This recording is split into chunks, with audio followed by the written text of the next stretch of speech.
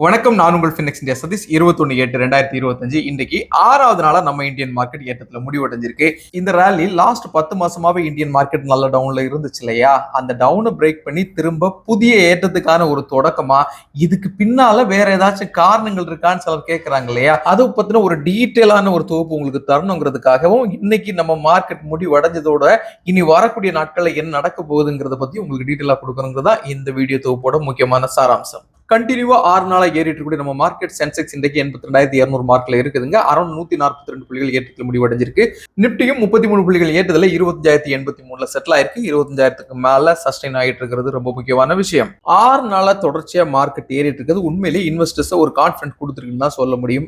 ஏற்கனவே நாம சொன்ன மாதிரி ஜிஎஸ்டியுடைய ரிஃபார்மிங் ரொம்பவே முக்கியமான விஷயமா பார்க்கப்படுது. பினான்சியல் செக்டார்லயும் இன்சூரன்ஸ் செக்டார்லயும் இதோட தாக்கம் ரொம்ப அதிகமா இருக்குங்க.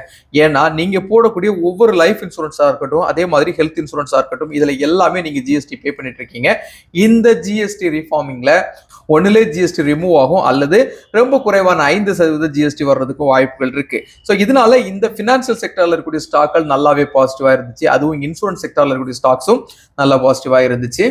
இந்த பாசிட்டிவோட தொடர்ச்சியா இந்த ஜிஎஸ்டி ரிஃபார்மிங்ல இந்த இன்சூரன்ஸ் செக்டர், பினான்ஸ் செக்டருக்கு ரிலீஃப் கிடைச்சிச்சுன்னா உண்மையிலேயே அந்த மசோதா நிறைவேறி பாசிட்டிவ் சைட்ல மார்க்கெட் வந்துச்சுன்னா இன்சூரன்ஸ் செக்டர் நல்லா பாசிட்டிவா இருக்கும், பினான்சியல் செக்டரும் நல்லா பாசிட்டிவா இருக்கும். இன்னைக்கு நம்ம குறிப்பா சொல்லணும்னா ரிலையன்ஸ், அதே மாதிரி Jio financial service, Bajaj Finserv, Cipla, doctor Reddy's, ICICI bank எல்லாம் நல்ல பாசிட்டிவ் சைட்ல இருந்ததை நம்ம பார்த்தோம். தொடர் ஏற்றத்துல இருந்த பஜாஜ் ஆட்டோ கொஞ்சம் இறக்கத்துல இருந்திருக்கு. அதே மாதிரி கோல் இந்தியா, பவர் கிரிட் கார்பரேஷன் இதெல்லாமே கொஞ்சம் நெகட்டிவ் சைட்ல முடிவடைஞ்சிருக்கு. இருந்தாலும் வேர்ல்டு வைடா க்ரூட் ஆயிலோட பிரைஸ் ஸ்டேபிளா இருக்கதும், இந்தியால இந்தியன் கரன்சி டாலருக்கு எதிராக வீக் ஆயிட்டு கொஞ்சம் ஸ்டேபிளா இருக்கிறது நமக்கு பாசிட்டிவான ஒரு விஷயமா தான் பார்க்கப்படுது.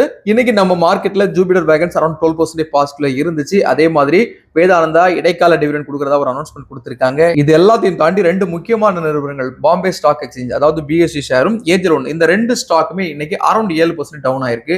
இதுக்கு முக்கியமான காரணம் என்னன்னா டெரிவேட்டிவ்ஸ் மார்க்கெட்ல லாங் கான்ட்ராக்ட் அனௌன்ஸ் பண்ண போறதா ஒரு தகவல் இருந்துச்சு இல்லையா? இதனுடைய பாதிப்பு இந்த ரெண்டு பேருடைய பிசினஸ் எந்த அளவுக்கு பாதிக்குங்கிறத வெளிக்காமிச்சதுனால தான் இந்த ரெண்டு ஸ்டாக்குமே இன்வெஸ்டர்ஸ் கொஞ்சம் நம்பிக்கை இழந்துருந்துச்சு. அரௌண்ட் 7% இந்த ஸ்டாக் டவுன்ல இருந்தது நம்ம இங்க குறிப்பிட்டு சொல்ல வேண்டியது இருக்கு. என்னதான் இருந்தாலும் மார்க்கெட் ராலி ஸ்டார்ட் ஆகியிருந்தாலும் 27ஆம் தேதி ட்ரம்ப் ஏற்கனவே போட்டுக்கூடிய அந்த டாக்ஸஸ் உடைய அந்த டாரிஃப் ஸ்டார்ட் ஆகிறதுக்கு வாய்ப்புகள் உண்டு. அதையும் ஞாபகத்தில் வச்சுக்கோங்க. அதுவும் குறிப்பா பாத்தீங்கன்னா எக்ஸ்போர்ட் பண்றாங்க இல்லையா, அவங்களுக்கு இதுல பெருத்த அடி கிடைக்கிறதுக்கு வாய்ப்புகள் அதிகம்.